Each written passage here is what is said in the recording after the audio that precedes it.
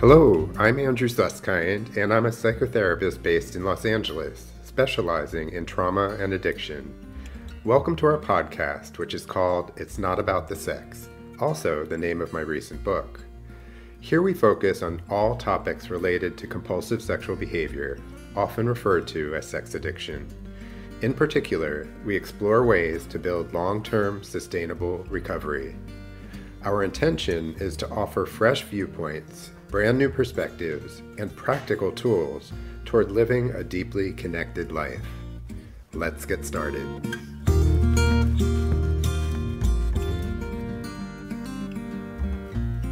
Today we're going to be turning the tables, and I'm actually going to be talking about my recent project, as well as why this recent project of mine means so much to me. Today I have an old friend of mine, Sue Merlino, who will be interviewing me and part of our podcast as we look at sexual addiction. Great. Well, let's get started. The first question I have is that a lot of people don't really understand what sex addiction is all about. Can you break that down for us a little bit? Of course. I think of it in three ways. The first piece is that it's very obsessive, to the point where it can be all-consuming. Sometimes the thoughts are 24/7, thoughts of hunting for sex, thoughts of planning for sex, and thoughts of having sex. The second piece is that it becomes out of control. Oftentimes people will say to me that they want to stop, but they really can't. And that's one of the hallmarks of sex addiction. And third, there are consequences involved with sex addiction. It's progressively worse to the point where people lose relationships, they lose jobs, they sometimes have legal problems, and sometimes get diseases of various kinds. So why do you use so many different terms? Sex addiction, compulsive sex, out of control sexual behaviors, problematic sex? This one is a bit controversial, but I really don't like the term sex addiction. It's been around for a long, long time, and it's descriptive in some ways, but it doesn't tell everything that I believe goes into compulsive sex. So the reason why sex addiction has been around all this time is because it was coined back in the late 70s and 80s, and it was a term that stuck. But sometimes it can be shaming, it can be pigeonholing, it can even be stigmatizing. And I don't believe that compulsive sexual behavior is actually a disease or an illness. I believe that compulsive sex, the term compulsive sex, is more descriptive. It's more about what somebody is doing out there with their sexual habits. And it doesn't stigmatize, it's just an observation. And it helps people realize, oh, okay, so this is way too much, or this is out of control, or my life is spinning out to the point where I'm having really bad consequences as a result. All right. You state that sexual compulsivity is not about the sex. It's actually about brokenheartedness. So what do you mean about brokenheartedness? Well, this actually comes from personal and professional experience. So I think of brokenheartedness as the pain from childhood. Sometimes it's trauma, such as abuse or neglect. Sometimes it's just not getting the kind of nurturing or love that a child deserves. Sometimes it's about bullying, which can also be quite traumatizing when somebody doesn't feel safe. So all of those things are really examples of how a child has heartbreak or brokenheartedness. And I believe that underneath sex addiction or underneath compulsive sex is almost always some kind of heartbreak. So how is sex addiction an intimacy problem? Well, some of my colleagues call it an intimacy disorder. I don't use the term disorder because, again, I don't believe that it's an illness or falls neatly into what we call the medical model. Instead, I often believe that intimacy problems or intimacy impediments are really breakdowns of not knowing how to connect with others and not feeling safe or trusting or able to really feel like they can approach because of the kinds of childhood wounds that they carry with them. So on the surface, it might look to all of us simply like out of control sexual behavior. But underneath, it has to do with efforts or sometimes challenges and opportunities to really connect with others. So what are the primary goals for long-term recovery from sex addiction? Well, it really depends.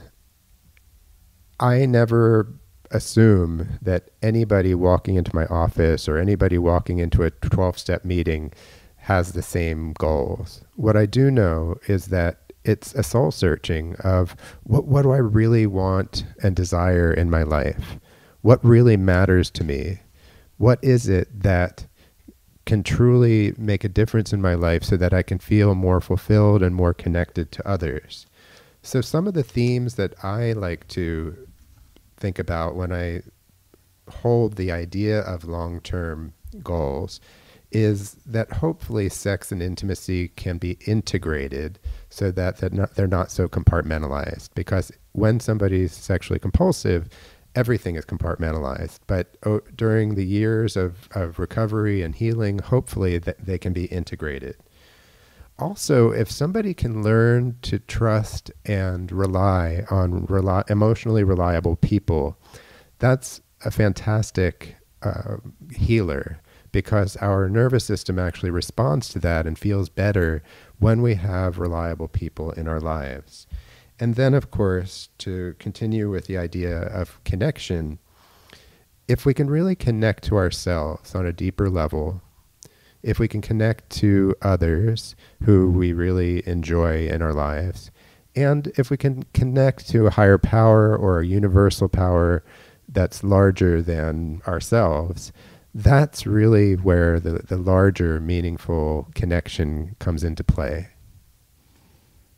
Okay, so springboarding off of that, meaningful connection is a word that I've heard a lot here. Can you expand a little bit more on what that is?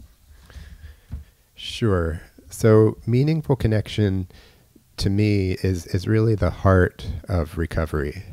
It's really the heart of getting some kind of foundation and some kind of traction in one's recovery. So what I always say is that it's vital to find your people, whether it be friends like you, Sue, or whether it be family, or whether it be colleagues or somebody at a 12-step meeting. There's really going to be your people, and then there's the rest of the world. So it's your job in life to find your people.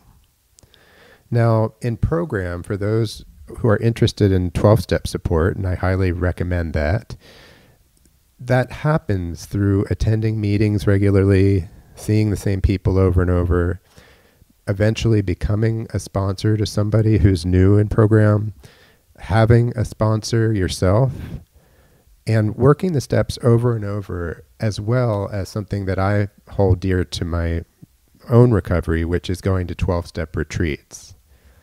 So what we're really talking about is community. And so community can come in lots of forms, but it usually happens with various types of people that really are like-minded and are cut from the same cloth. And so to end my diatribe on meaningful connection, when I'm connected to all of these things that I just mentioned, my life goes smoother. It really does. It's interesting. It's when I'm connected to all of those people and those in my life who really believe in me, sometimes more than I believe in myself, my life just goes smoother. But if I'm disconnected from any of those supports, chances are things are going to get bumpy. And that's really a litmus test that I always think about.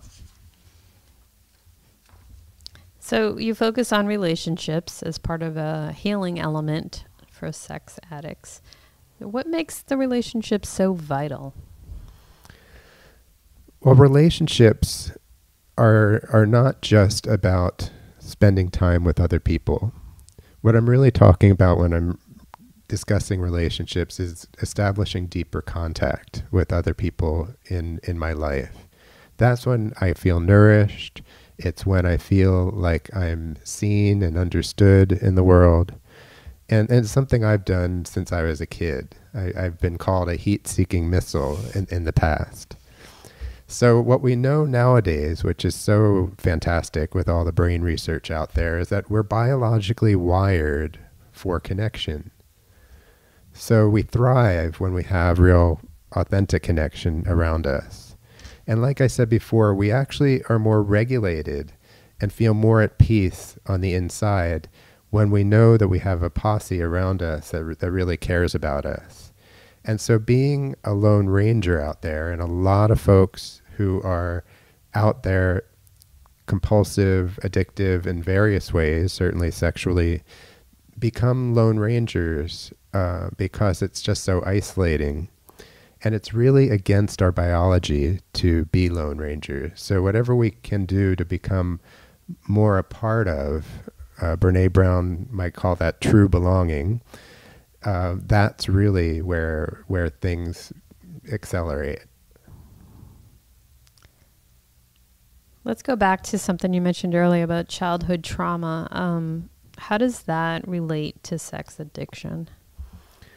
This is another controversy because there was a time back in the late 80s or early 90s when I was in grad school that I was actually told that all addicts had some kind of traumatic background, something in their past that was related or correlated with their addiction. And what we've learned today is that that's not always the case. I'll give you a quick example. So let's say a teenager gets involved with porn and is using porn multiple hours each day and really gets lost in it and numbs out with it. They may have had a childhood that was kind of on the normal range. But what happens sometimes is they stumble upon porn, the brain centers start to fire, and they become addicted. You know, they're compulsively using porn. So it may not be related to trauma in the childhood, or it may very well be related to childhood pain. So sometimes it looks more visible in terms of trauma, whether it be physical abuse or being bullied or something along those lines. But what we also know is that verbal abuse and neglect and feeling unlovable and being criticized is just as wounding and invisible and leaves somebody more vulnerable to becoming sexually compulsive. And the last thing I'll say about that is that there's also a predisposition for addiction that we're still learning about in terms of what we're born with. So there can be a genetic predisposition, just to add another layer to this particular topic. Anything goes almost. Exactly. That's true. It's hard to know what normal childhood is. I don't think any parent really knows how to parent. You know, it's difficult to kind of lump it all into that. All right. So you do have a chapter. Congratulations on your book. Thank you. It's very exciting. And the chapter, one of the chapters is called Regulating the Nervous System. So how does this apply to sex addiction recovery? So I'm super excited to share in the book about the nervous system, because there was a time not that long ago when I had no clue how the nervous system influenced addiction or compulsive sex of any kind. But what I do know now is that we are either regulated or dysregulated. So we're regulated when we feel more like ourselves, when we feel more at peace, when we feel more connected to the world. And we feel dysregulated, for instance, when we're upset about a fight we had with our parent, or when we're feeling disconnected or depressed because we haven't had much luck making friends or finding a significant other. And what I want to say about this is, without a regulated nervous system, we all are vulnerable to relapse or slips or just feeling crappy. And so we feel more resilient, we feel more resourceful, we feel more buoyant in ourselves when we're regulated. And so regulation is actually a practice. It's something that starts with the awareness of when are we regulated, when are we not. And then there's the daily practice of regulation, which can be doing things like yoga or deep breathing or using a relaxation app. But definitely it takes some attention to our nervous system and to notice when we're actually feeling more like ourselves, because when somebody is involved in compulsive sex, they're so used to not feeling like themselves and feeling dysregulated that they sometimes don't even know what it's like to be able to connect. And that's the last thing I'll say about this, is that when we're regulated in our nervous system, we can actually connect more deeply to those who care about us and who love us. And so that's all part of the cycle of healing. It sounds like it's a win-win for everybody. I hope so, as long as we pay attention to it, because I know at one time I would really only pay attention to thoughts and feelings. That was how I was trained originally. Right. And regulating the nervous system is all about paying attention to the body and to the sensations, and really paying attention to those parts of who we are. And taking the time, make that time available for yourself, right? Self-care is so important in all of this. Right. I would even go a step further and say that as a recovering addict or a recovering compulsive person, it's really about impeccable self-care. It's a lifestyle change that takes daily attention. And I think that's why the 12-step program really pays attention to what are the tools that are going to create sustainable sobriety. One of my favorite things to do is lie on the floor on my back and put my feet up on a chair. I call that my trip to Tahiti, because it just resets your nervous system and puts you just so at ease. If you only do it for 5 minutes, it really is a good little reset. And I just put that in my toolbox of things to do. So for those therapists listening to this podcast, in between clients, that's a fantastic tool to give yourself those 5 minutes just to go to Tahiti, like Sue just said. So it sounds like you take a strengths-based approach to addiction recovery. So how do the themes of positive psychology support those in recovery? I could talk about this for quite a while, but positive psychology is all about leveraging one's strengths. So instead of looking at what's wrong, it looks at what's right. And it looks at themes such as forgiveness and gratitude and resourcefulness and flow, and ties them all together in looking at life from a future-focused, strengths-based, values-driven approach to healing. And so for those who are in 12-step or in any kind of recovery from any type of past trauma or past addictive compulsive behaviors, it's really meant to look at what gives me a reason to wake up in the morning. And many clients of mine, many of my friends in the 12-step world sometimes lose track of what really gives me a reason to wake up in the morning.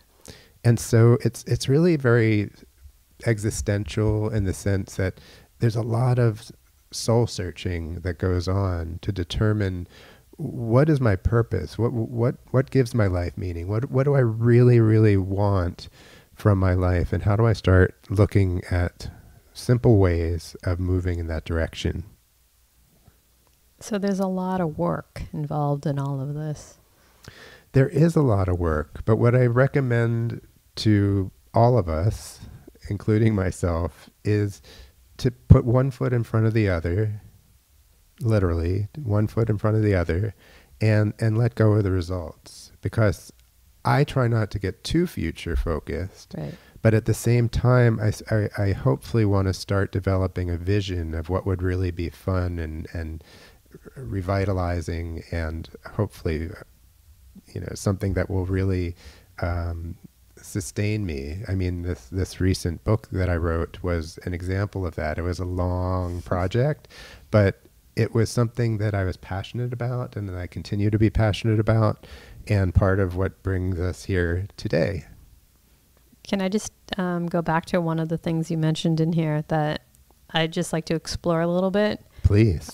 So values driven, that's different than saying goal driven. So do you actually put a value on something, or can you describe that a little bit? The simplest way that I look at values, because I think values sometimes gets misunderstood. So we all have core values. And the question I always ask is, what matters most to you? Not to your parents, not to your kids, not to your friends, but what matters most to you?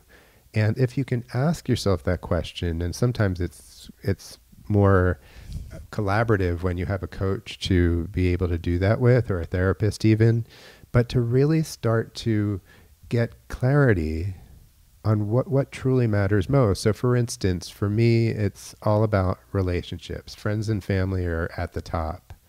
But I'm also very interested for myself in contribution. I want to contribute somehow in whatever form that takes. And I also believe in community and expanding community and finding community that is going to be a place of true belonging for me.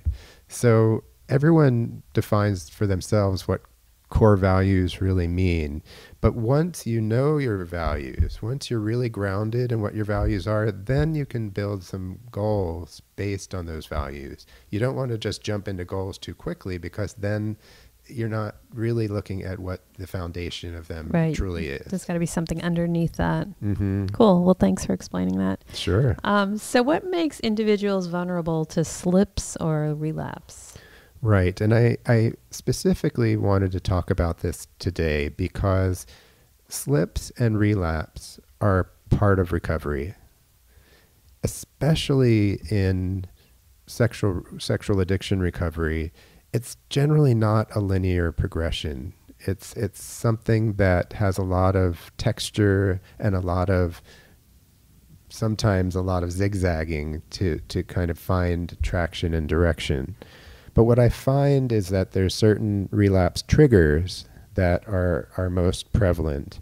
Like I talked about before, if the nervous system is dysregulated for prolonged periods of time, that's definitely a relapse trigger. If someone becomes disconnected from their reliable relationships and becomes the Lone Ranger, relapse trigger.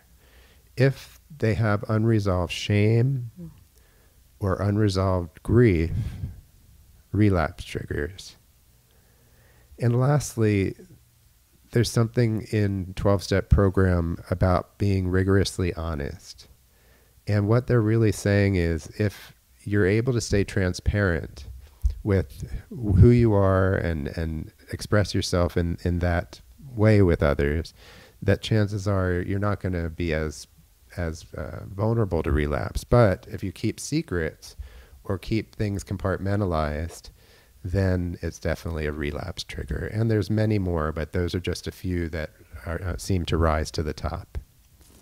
Well, thank you so much, Andrew, for answering my little questions and your big questions. It was great having this chat.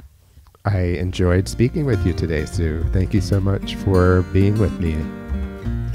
I hope you enjoyed my conversation with my friend, Sue Merlino, and please tune in next time for further conversations related to It's Not About the Sex.